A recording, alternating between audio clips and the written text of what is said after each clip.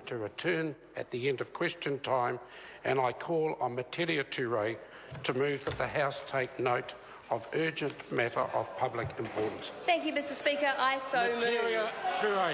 Disgraced and discredited. Disgraced and discredited, this government having been so reckless as to lose yet another minister this term. Another minister. One, well, it's just, one is an accident. Two, well, you might be able to justify two, but now three, and possibly another, being returned to having been disgraced again. This government is fragile, it's in tatters, and we can see that being played out every day with the desperate measures that this government is taking. Mr Speaker, John Key's government now relies on the votes, on the support of two discredited and disgraced ex-ministers, John Banks and Peter Dunn.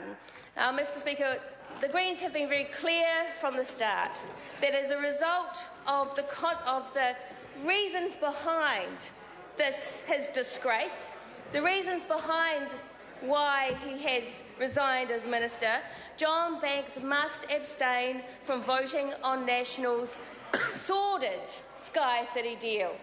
Sordid Sky City deal. This conflict of interest, sir, is as bad as it ever gets. Well, I wouldn't be one to comment on that word.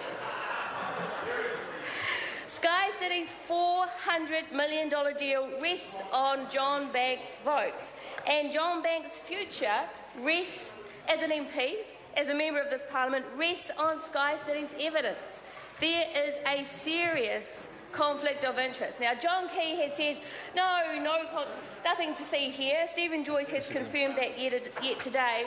And yet we know that there have been MPs who have, rightly and responsibly, declined to vote for legislation concerning casino deals because they felt that they had a conflict of interest. And this was because, actually, in that case, they were receiving funding for various reasons from a casino. And they did the right thing by saying, this MP saying, I won't vote for this bill because I feel the conflict of interest is too much. Now, this is the state of integrity. That is an action of integrity. But what is absolutely clear from this government is that it has no integrity, and neither does the disgraced and discredited John Key. This government is now stumbling from crisis to crisis. It has the thinnest of majorities, and it's propped up by two lame duck members. And New Zealanders are getting sick and tired of a failed government. The good news, of course, is that it is only a year or so until we get to vote them out and to vote in instead a Green Labour government with a real plan for New Zealand. Now, this, of course, is a very long story, and we have to remember quite far back to get to the beginning states of this, which is interesting because, of course, it started with John Banks completely forgetting quite a bit at the time. He forgot the whole episode. Did he meet with people and seek donations with them? He didn't. He couldn't remember. John Banks forgot. Did John Banks remember that he got a helicopter ride with Kim.com? No, he completely forgot about the helicopter ride. Did he remember the discussion about getting no, he completely forgot all about that. Did he remember about asking for the donations to be anonymous? No, he had no idea. Completely forgot all about that. But then, of course, he did remember and was sure about signing off that he didn't do anything wrong once he had finally remembered, hadn't done anything wrong in signing off his expenses, his electoral expenses, hence the situation he is currently in. How can this minister have genuinely run successful businesses? And, John Banks did. He spent 2 terms as Mayor of New Zealand's biggest city. He's been a Minister of the Crown, and he's been an MP in this Parliament for many years. But how can he have done all of those things credibly, and yet in this important issue, knowing that his career and his credibility depended on his honesty, signed off on documents that has now led him to be in court on a charge of criminal fraud? It is an issue here of honesty, an issue of credibility, and that has had a very significant and very negative effect on this government. The the impact has been felt also by John Key. John Key, who refused to read the police report concerning the case. John Key, who was severe in his criticism of Helen Clark over the exercise of Title Philip Field's vote. Some of us in this House may remember that criticism that John Key made. He demanded that she abandon the use of Title Philip Field's vote while he was charged with and undergoing the court proceedings, also criminal court proceedings that eventually led to his imprisonment. John Key does not hold himself to the same standard that he requires of other MPs. He has made demands of Helen Clark to force Title Philip Field to stand down, to resign and to not exercise his vote because he was facing criminal charges. And now he finds himself in exactly the same position with an ex-minister now, because he's had to resign, but a member who props up his government and whose proxy vote John Key and his MPs exercise, and he is quite happy to continue to exercise that vote while that member is in court on criminal charges. Now, there is a word for saying one thing and doing another. Order. That's right. You're not allowed to say that word in this House. Order. But, sir, there is such a word. So the rot that we see in this case with John Banks having been now resigning as minister and subject to criminal fraud charges, that rot extends beyond just John Key to others in this government. Nick Smith has now been accused of misleading the House over his involvement in suppressing DOC's very serious, very real concerns about the environmental damage that might be caused by the Rutaniwha Dam. Heke Parata has now been found to twice acted outside the law, acted illegally in her attempts to close schools, and her own officials say that they need to find someone else, someone trustworthy, to try to sell national standards. And even Simon Bridges, the man that John Key calls my boy, has had his own uncontrolled blowout on television this week. He did look a bit like he was going to cry. I did feel a bit sorry for him. Looked a little teary.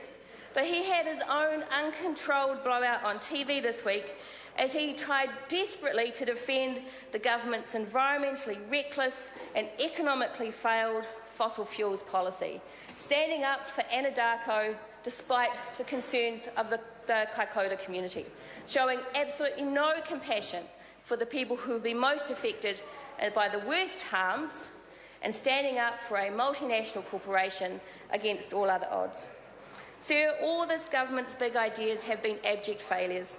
Asset sales never made any sense, and as the costs rise and revenue falls, and mum and dads steer clear from asset sales, the case for selling these assets gets worse and worse. The government should wait for the referendum on asset sales and listen to New Zealanders who have consistently opposed asset sales. This is what it means to be a good government, to listen to the people. It means what it means to be a democratic government, to take account of people's views, not just those who are the elite, not just those who are the most wealthy, not just those who can take the Prime Minister to dinner and bend their ear to get a $400 million deal. National standards and school closures, sir, are a mess. Heke Parata is now so discredited, even her own officials are trying to find someone else to confront her core policy. I'm sorry to interrupt you, Honourable Member, but I just would ask members to show some courtesy to the member who's trying to address the House. Thank you, Mr. Speaker. And National's fossil fuel obsession is also so environmentally bankrupt, it's an economic failure, the jobs have not appeared, the promised rivers of gold are nowhere to be seen. I asked Stephen Joyce today whether he believed that the deal that the government is doing with Sky City, that gives Sky City a $400 million deal, that is paid for by increased gambling opportunities, and that is reliant for its passing on the vote of a disgraced MP who has a serious conflict of interest in that deal, did he think that was morally bankrupt? And he doesn't think it's morally bankrupt. He doesn't think that there is a conflict of interest. He doesn't think there is anything wrong. When New Zealanders all around the country are emailing me all the time and saying, we are the ones, thank you sir, we are the ones who will bear the cost. We know that our family members go to the casino and spend money they don't have and struggle, and we can't stop them doing it, and we can't get any help to stop them doing it, and the casinos keep marketing to these families, and we can't make it stop. And allowing that to expand through the SkyCity deal is morally bankrupt.